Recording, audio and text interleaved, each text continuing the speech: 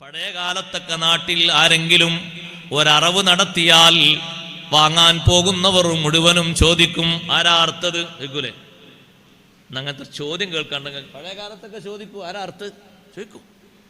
പോത്തിങ്ങനെ റെഡിയായി കിടക്കും, ആരാ അർത്ഥം അറിയില്ലേ? എന്നാ തൽക്കാലം ഒന്ന് പച്ചക്കറി ആക്കാം, തിരിച്ചു പോകും. അവരെ ഈമാൻ നമ്മളത്ര ABCDയും വിദ്യാഭ്യാസവും ഭാഷാ വൈപുല്യം അവർക്കില്ല. പക്ഷെ അവർക്ക് കറകളഞ്ഞ ഈമാനും ഇഖ്ലാസും ഉണ്ട്. അതിൻ്റെ മേൽവിലാസത്തിലാണ് ആ ചോദ്യം. തീർത്തും ഞാൻ എൻ്റെ വീട്ടിൽ കൊണ്ടുപോയി കൊടുക്കുന്നത്, എൻ്റെ മക്കൾ ഭക്ഷിക്കുന്നത്, എൻ്റെ കുടുംബം ഭക്ഷിക്കുന്നത് ആ രീതിയിൽ തീർത്തും ശരിയാകണം.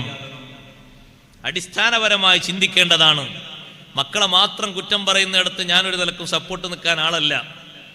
അങ്ങനെ പറയും പലരും, ഉസ്താദേ നമ്മൾ എത്ര അധ്വാനിച്ചു കൊടുത്താലും നമ്മൾ എത്ര ഉണ്ടാക്കി കൊടുത്താലും കുട്ടികളങ്ങനെ നന്നാകുന്നില്ല. ആദ്യമായിട്ട് ഈ പടി ശ്രദ്ധിക്കണം. ഇത് ശ്രദ്ധിച്ചില്ലെങ്കിൽ ഒരു നിലക്കും പറഞ്ഞിട്ട് കാര്യമില്ല. ഉണ്ണാൻ കൊടുക്കുന്നത്, ഭക്ഷിക്കാൻ കൊടുക്കുന്നത് ലെവലാകണം. എങ്കിലേ നല്ല രൂപത്തിൽ നമ്മുടെ കർമ്മങ്ങളൊക്കെ നന്നായി കിട്ടുകയുള്ളൂ. ലോകത്തെ ഏറ്റവും വലിയ വിശുദ്ധരായ മഹാന്മാർ ആരാണ്? അംബിയ മുർസലുകളല്ലേ ഏറ്റവും മഹത്വമുള്ളവർ. മുർസലുകൾക്കല്ലേ അള്ളാഹു വലിയ മഹത്വം നൽകിയിട്ടുള്ളത്. അവരെ വിളിച്ചുകൊണ്ട് അള്ളാഹുവിന്റെ ഉപദേശം കണ്ടില്ലേ? യാ അയ്യുഹർ റുസുലു കുലൂ മിനത് ത്വയ്യിബാതി വഅമലൂ സ്വാലിഹാ ഇന്നി ബിമാ തഅമലൂന അലീം. മുർസലീങ്ങളെ, നമ്മൾ തന്നത് മുഴുവനും നിങ്ങൾ ഭക്ഷിക്കരുത്. ഹലാലിൽ നിന്ന് മാത്രം സെലക്ട് ചെയ്ത് നിങ്ങൾ ഭക്ഷിക്കണം. വഅമലൂ സ്വാലിഹാ, സുകൃതങ്ങൾ പ്രവർത്തിക്കണം. നല്ല പ്രവർത്തനങ്ങൾ വരണോ?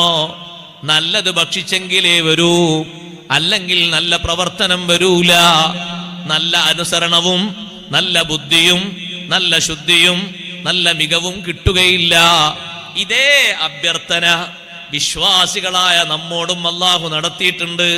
യാ അയ്യുഹല്ലദീന ആമനൂ കുലൂ മിൻ ത്വയ്യിബാതി മാ റസഖ്നാകും വഷ്കുറൂ ലില്ലാഹി ഇൻ കുൻതും ഇയ്യാഹു തഅബുദൂൻ. മുഅ്മിനീങ്ങളെ, നാം നൽകിയതിൽ നിന്ന് ഹലാലിൽ നിന്ന് മാത്രം ഭക്ഷിക്കുക. എന്നിട്ട് അല്ലാഹുവിന് നിങ്ങൾ ശുക്ർ ചെയ്യുക. അല്ലാഹുവിന് യഥാർത്ഥ ശുക്ർ ചെയ്യുന്ന ആളായി കിട്ടണമോ?